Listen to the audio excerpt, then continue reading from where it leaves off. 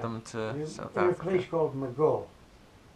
We moved to Maghull, which was in the outskirts of Liverpool.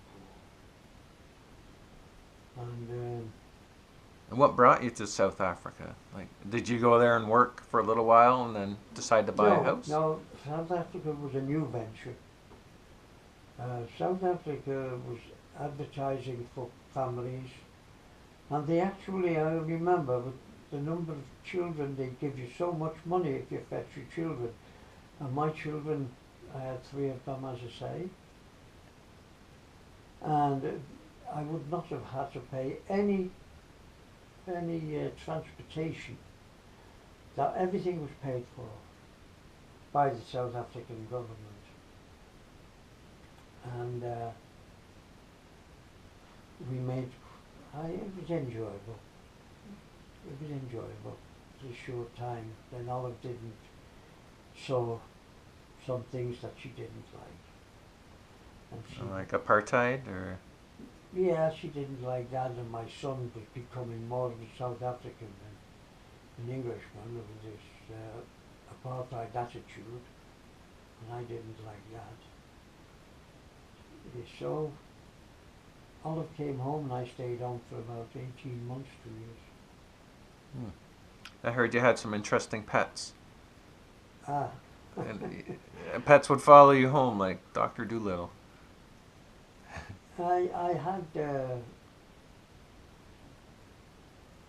what do you call it? Chameleon. I had a chameleon. There was a reason for that. When I was out in the bush,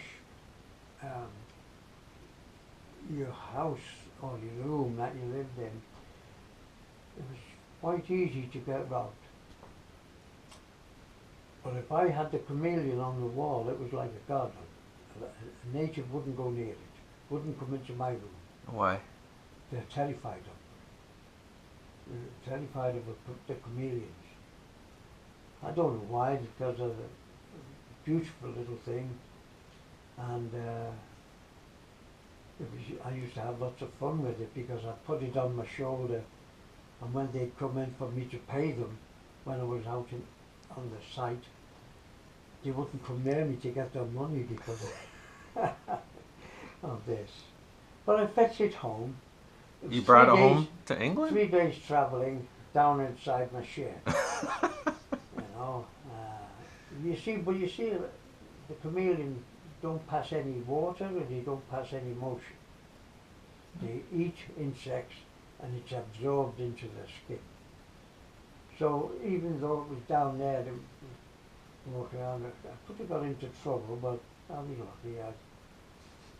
I got home with it, but it only lasted about 5 weeks, and my mother-in-law, unfortunately, made an accident. She put it in front of the door, away from the oven where the heat was, and it got a cold and shook a chill and died. Uh-huh. That was pretty sad. But what was his name? Charlie. Charlie. Did you have a monkey as well?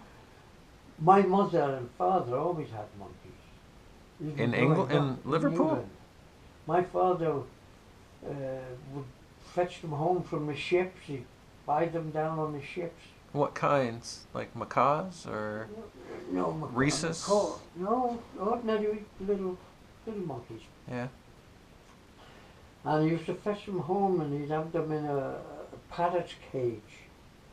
And my mother used to say, "Don't you fetch any more monkeys home." "I won't." He said, "This is a parrot," and then a stinking hand would shoot out and grab hold of her. It was lots of fun. Yeah. And you had a great parrot as well, didn't you? We had a green parrot and a grey one. We had an Amazon green and a grey parrot, African grey. Hmm. They're supposed to be pretty smart. They were very smart, but they had bad habit. One nearly took my finger off. One time. But basically. I think, can I continue this on another day? Sure. Yeah, we're basically done. Are we? Oh. I think that's about it. Yeah. But Yeah, maybe a couple more points. If you want to go for like another 10 minutes, finish it off, Another or 10 minutes. Finish it. okay. So what were your? Can you just run down the places that you've traveled around the world? Well, of course, it starts off in Europe. Been in Germany, and actually Holland. Been in I hear that's a really good place, Holland. Actually, I enjoyed my time there.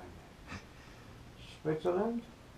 Then, of course, I went over in Hong Kong. I've been in Aden, Singapore, Colombo, which at its is Ceylon, was Ceylon when I know it. It's Sri Lanka now, I think, or Yeah. something like that. Sri Lanka,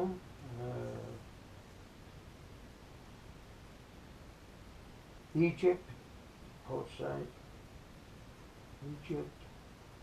Then I go out and I hit. India? Hmm? India? No, never. No, I never went I to never Southeast. ever had the inclination to go to India. Or Pakistan. Well, now they're coming to you. Where was I? I should have made a note of them, but anyway, Aden, then I went through the Suez Canal. Of course, Suez Canal very interesting. I'm rather sorry, but then you reach the African continent, and you could say I was in South Africa, but South Africa consists of so many different countries. I was in Mozambique, Lorenco Marx. And when you go into South Africa, you go to like Johannesburg, which is the Transvaal, and then you travel for a long, long distance. And you go towards the northern Transvaal, and it's a completely different country. Go the other way, and you go through the Little Karoo or the Greater Karoo. That's where the diamonds are in Kimberley. And Port Said, as I said, Port Said, no, Port Said there. I meant to say, Table Mountain. Can't think of the name. How did you end up considering coming to Canada? How did that come about? Well, Olive, my wife, used to know me like a book. When I came home from one of my contracts, after I'd been home for about 2 or 3 weeks, she'd know I was ready to go somewhere else. And she put the paper in front of me and where the job's advertised. And they were advertising the job in Canada, in Dominion Bridge, and you go for an interview. And I went for the interview in Dominion Bridge, for Dominion Bridge. And I got here, Johannesburg. I didn't stay long in Dominion Bridge, because Dominion Bridge was a weird place. But my brother, Frank, he lived here. I hadn't spoken to him for 21 years. And when it came to Johannesburg, I asked where Pickering was, and they told me, so I got on the phone, found his name in the phone, and he asked who it was, and I said, it's Albert. Yeah, well, where are you? I said, I'm in Canada, down by the lakefront. The St. Michael's, the hospital is, they put us in a lodging house there.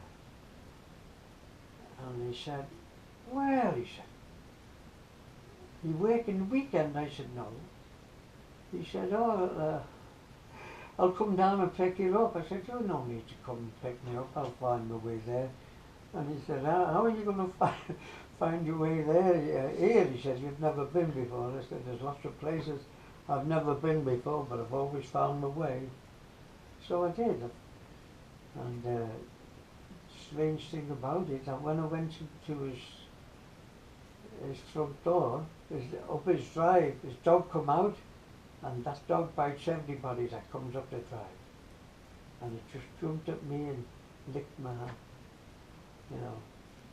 Anyway, I went to live with him. You were on your own at this point? Oh yeah, I was on a contract, you see. Yeah. So when Olive told you to pick a place for a job, was she basically saying we're all going to settle down in one place? It didn't make any difference to her. Yeah. No, if I went to work there, I still had to go back home anyway. Mm. They gave me a leave of absence, and it only took me 3 weeks to come back. So when did you send over for Olive I and came the back children? for 3 weeks, and she'd made all the arrangements. And then I think it was about 6 or 7 weeks, and she came over. I had a house, rented a house for the country in Pickering. In Pickering, Yeah, by Liverpool Road, yeah. of all places. But basically, she was very happy here. Good. Yeah, she worked at a drugstore for quite a few years, right? Oh yes, but she worked at Manulife first in down Toronto. Oh, I didn't know that. Oh yeah. But then she came up and went to Liverpool Road. She went down to she used to run that place. Yeah, That's I heard. There was a Absolutely. Chinese guy, right? Oh yeah. Well, didn't you see he got put in jail? No, I didn't know Oh, that. aye. Who was it? Somebody gave me a paper.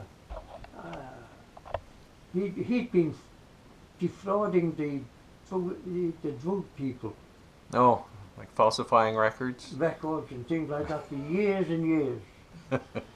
She got robbed while she was there. I heard. So, any advice you want to give to any future generations that ever see this about money, marriage, or religion? Money I cannot talk about because everybody has their own idea, and I have a very